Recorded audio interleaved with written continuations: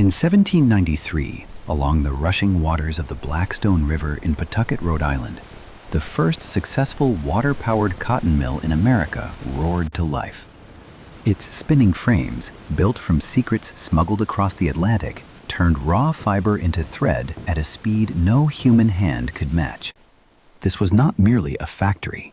This was the moment the Industrial Revolution ignited on American soil, a quiet, mechanical uprising that would forever alter the destiny of a young nation still finding its feet after independence. To understand how this revolution took hold in the final decades of the 1700s, we must first step back into the world of the American colonies at the beginning of the 19th. In the early 1700s, the 13 colonies were overwhelmingly agrarian. Most families lived on small farms, raising corn, wheat, tobacco, and livestock. Manufacturing was small-scale and local. Water-powered grist mills ground grain, sawmills cut lumber, and blacksmiths forged tools by hand. Shipbuilding flourished in New England ports like Boston and Philadelphia, producing swift merchant vessels that carried colonial goods across the Atlantic. Yet these were not factories in the modern sense. Production remained tied to human and animal muscle, seasonal rhythms, and the limits of craft. British mercantilist policies deliberately kept the colonies in this dependent state. The Iron Act of 1750 was a clear example. It allowed the colonies to produce pig iron and ship it to Britain, but strictly prohibited them from building advanced ironworks that could turn that iron into finished goods. Just pig iron is allowed.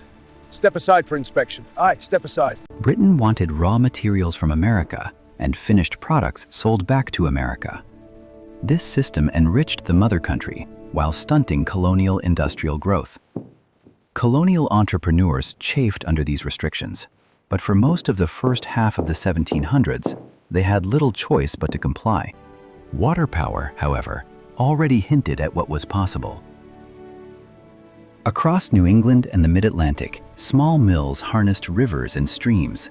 These early water wheels powered not only flour and lumber production, but also fulling mills that cleaned woolen cloth, and even rudimentary textile operations. Yet output remained modest. A single mill might serve an entire town. The real spark for change came not from technology alone, but from political crisis. By the 1760s, tensions with Britain escalated. The Stamp Act, the Townshend Acts, and a series of taxes on imported goods triggered widespread boycotts. Colonists realized they could no longer rely on British cloth, tools, or tea. In response, the homespun movement was born. Women across the colonies organized spinning bees, public demonstrations where they sat at spinning wheels in town squares, turning flax and wool into thread while singing patriotic songs. Homespun cloth became a political statement. Wearing it meant rejecting British tyranny. George Washington himself ordered his slaves at Mount Vernon to produce cloth domestically. The movement proved that Americans could manufacture for themselves when necessity demanded it. The Revolutionary War that followed, from 1775 to 1783, accelerated this self-reliance. British blockades cut off imports. Armies needed uniforms, weapons, and gunpowder. Makeshift workshops sprang up in every state. The war taught the colonies a harsh lesson. Economic independence was as vital as political independence. When the Treaty of Paris was signed in 1783, the new United States emerged free but fragile, heavily in debt and still reliant on European manufactured goods. The 1780s brought political stability with the Constitution, but economic uncertainty remained. Alexander Hamilton, the first Secretary of the Treasury, saw the danger. In his famous Report on Manufactures, delivered to Congress in December 1791, Hamilton argued passionately that the young republic must build its own factories. He called for protective tariffs, government bounties, and investment in industry. Hamilton believed manufacturing would create jobs, strengthen national security, and bind the states together economically. Though Congress did not fully adopt his plan, the report planted seeds that would soon bloom. The technological breakthrough arrived with a man who broke British law to bring it. Samuel Slater, born in Derbyshire, England, had apprenticed under the great textile innovator Richard Arkwright. In 1789, at age 21, Slater disguised himself as a farm laborer and secretly sailed to New York. He carried in his memory every detail of Britain's water-powered spinning machinery, designs the British government had forbidden from leaving the country. Moses Brown, a Quaker merchant in Rhode Island, partnered with Slater.